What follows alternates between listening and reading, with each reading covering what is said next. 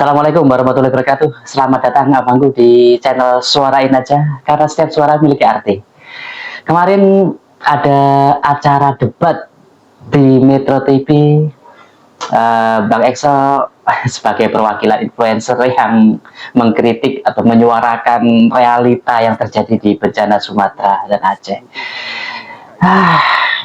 Bukan masalah isinya, kalau kita bahas isi dari perdebatan itu sungguh sangat membuat kita emosi, sangat emosi sekali, karena yang disampaikan oleh para perwakilan baik di anggota DPR maupun di BNPB seperti hanya membaca naskah, hanya menyampaikan pengetahuan teori sampaikan, tapi bukan apa yang terjadi kenyataan di lapangan sesungguhnya yang diwakilkan oleh Bang Excel.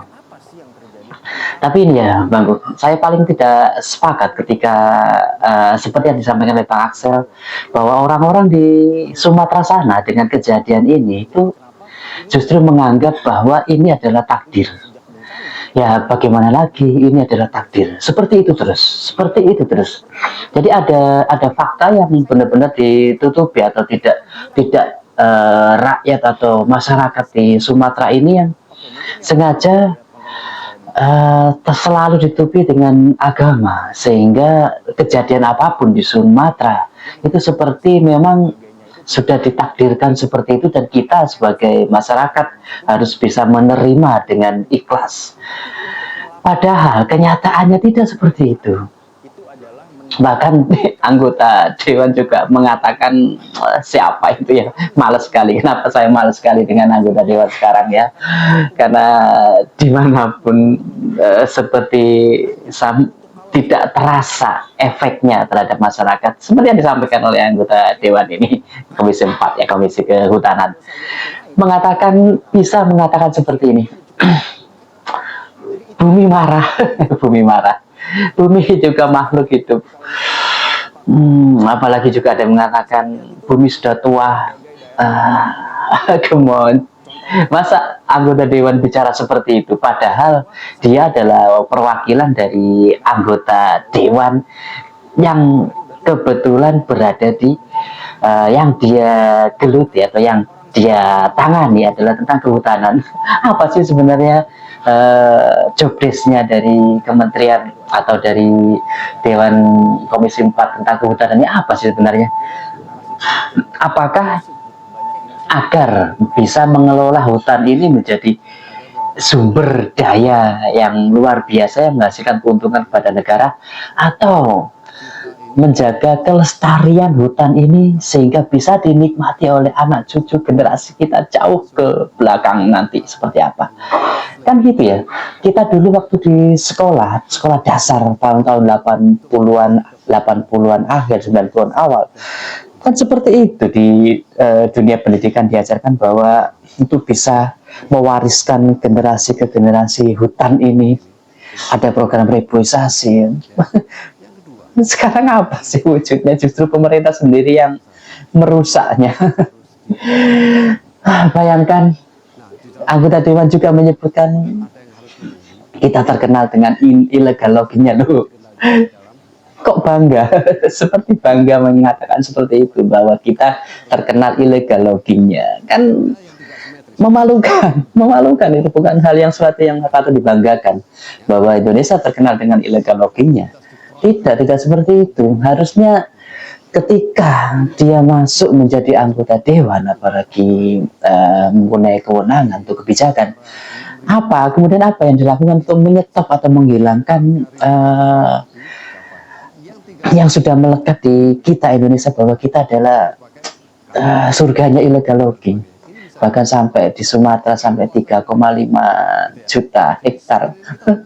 Itu bukan hal yang sedikit jika dihitung dengan total berapa pohon yang sudah dihilangkan, lahan yang sudah dibuka. Resikonya sangat luar biasa sekali ya. Terlihat jelas dampak kerusakan bencana.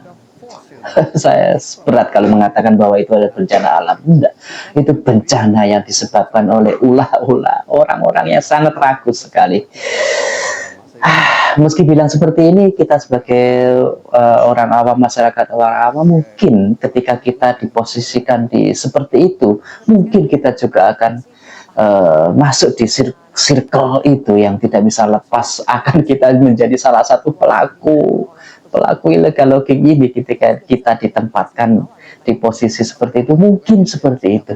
Tapi jika kita benar-benar sadar diri dengan resiko yang sangat luar biasa seperti itu, tidak imbang ya, tidak pantas sekali apa yang dilakukan atau perbuatan-perbuatan ini, sehingga sekarang pun tidak ada yang bertanggung jawab. Seperti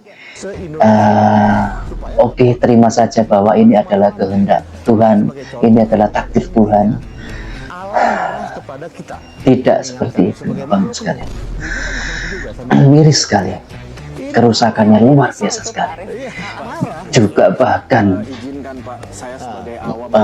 entah kenapa ya Pak Presiden mengatakan bahwa ini baik-baik saja, ini terkendali, semuanya bisa ditangani. Kenyataannya belum, terlalu lama. 1 minggu, 2 minggu, 3 minggu. Iya, memang lokasinya sulit, medannya sulit sekali. Tapi gimana, Indonesia ini negara loh, ini negara Indonesia, negara yang luar biasa besar sekali. Tidak mempunyai sumber daya, mempunyai alat, mempunyai dimiliki semua untuk bisa mengatasi bencana ini. Kan malu jika sampai secara nyata terbukti memang lambat sekali. Kamu ayolah akui bahwa memang iya ada kerja dari pemerintah, iya kita akui itu, tapi lambat Pak, tolong please, ini lambat sekali. Kasihan yang terdampak ini, kasihan sekali. Kita tidak bisa bayangkan bahwa itu terjadi pada diri kita dan saudara-saudara kita yang terjadi di Sumatera sana. Lambat Pak, ayolah gemuk. Apa ini yang berlambat? Setelah ini apa? Oke, ini lambat, kita selesaikan bersama-sama. Saling koordinasi, saling bekerja sama antara pemerintah dan masyarakat, influencer, semuanya saling bahu-membahu. Jika memang tidak mau dibantu oleh luar, kita bahu-membahu secara bersama-sama. Oke. Setelah ini apa yang dilakukan? Apakah semakin besar lagi kerusakan yang akan dilakukan? Ataukah justru membalik keadaan menjadi melestarikan lagi hutan? Bangga kita menjadi negara Indonesia yang suplai oksigen terbesar di dunia dengan memiliki hutan yang sangat luas sekali. Harusnya bangga, justru bukan dibalik menjadi bangga terhadap kerusakan lingkungan yang luar biasa, bangga terhadap illegal logging yang terkenal mafianya Indonesia cukup besar sekali. Semua sektor seperti itu. Dari ujung gimana ya, lelah sekali masyarakat melihat kondisi negara kita ini, lelah sekali, sangat lelah. Itu ya Bapak sekalian. Terima kasih, mudah-mudahan tetap saudara-saudara kita yang ada di Sumatera bisa diberikan ketabahan dan bisa melewati ini semua dengan baik, dan mudah-mudahan tidak ada lagi bencana-bencana yang diakibatkan oleh kesalahan-kesalahan manusia, kesalahan kebijakan dari pemerintah.